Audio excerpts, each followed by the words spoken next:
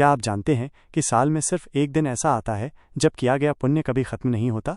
ये दिन है अक्षय तृतीया, अनंत शुभता और धन समृद्धि का प्रतीक।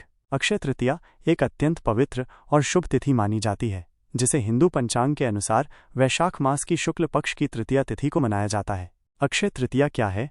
अक्षय का अर्थ है जिसका कभी क्षय नाश न हो और तृतीया का अर्थ है महीने की तीसरी तिथि। इसलिए अक्षय तृतीया का अर्थ हुआ ऐसा दिन जब किए गए धार्मिक कार्य, दान पुण्य, जप तप और पूजन आदि का फल कभी क्षय नहीं होता, वो अनंत काल तक अक्षय बना रहता है।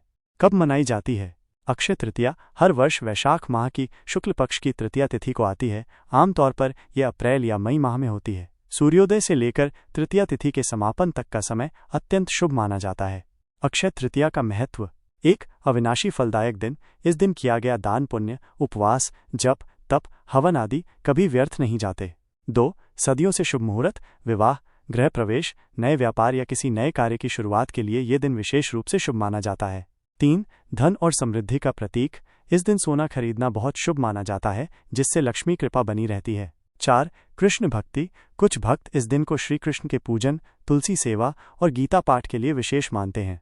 पौराणिक कथाएं व मान्यताएं। 1. भगवान परशुराम का जन्म। मान्यता है कि इसी दिन भगवान विष्णु के छठे अवतार परशुराम जी का जन्म हुआ था, अतः यह तिथि परशुराम जयंती के रूप में भी मनाई जाती है। 2. श्री कृष्ण सुदामा मिलन। इस दिन भगवान श्री कृष्ण ने अपने बाल सखा सुदामा की दरिद्रता का अंत किया था, जब सुदामा अपने मित्र के पास चावल की पोटली लेकर गए थे। यह भक्ति और सच्चे प्रेम का प्रतीक माना जाता है। 3. महाभारत कथा। इस दिन महर्षि वेदव्यास ने गणेश जी को महाभारत लेखन के लिए प्रेरित किया था। ये तिथि ज्ञान के आरंभ की तिथि भी मानी जाती है।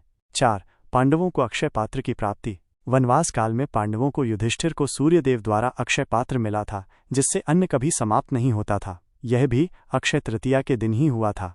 5. गंगा अवतरण। कुछ पुराणों के अनुसार माँ गंगा इसी दिन स्वर्ग से पृथ्वी पर अवतरित हुई थीं, अतः गंगा स्नान व दान का विशेष महत्व है। अक्षय तृतीया पर क्या करना चाहिए? गंगा स्नान और पवित्र नदियों में स्नान। तुलसी, आंवला, पीपल, केले आदि वृक्षों का पूजन और रोपण।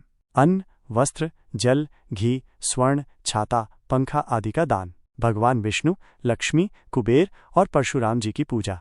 गरीबों को भोजन कराना। नए कार्य या व्यवसाय की शुरुआत। इस दिन क्या नहीं करना चाहिए? तामसिक भोजन, मांस मदिरा आदि से बचना चाहिए। किसी से कटु वचन, झूठ, धोखा या छल नहीं करना चाहिए। किसी भी पवित्र कार्य में आलस्य नहीं करना चाहिए। अब बारी है शुभता को अपनाने की। इस अक्षय तृतीया केवल एक पूजा या खरीदारी तक सीमित न रहें, बल्कि इस दिन को अपने जीवन में सकारात्मक बदलाव लाने का जरिया बनाएं। अगर आपको ये जानकारी उपयोगी लगी हो तो इसे अपने मित्रों और परिवारजनों के साथ जरूर साझा करें। और यदि आप अक्षय तृतीया व्रत कथा, पूजा विधि या PDF बुकलेट चाहते हैं तो बस हाँ लिखें, मैं आपको तुरंत भेज दूंगा। जय माता लक्ष्मी।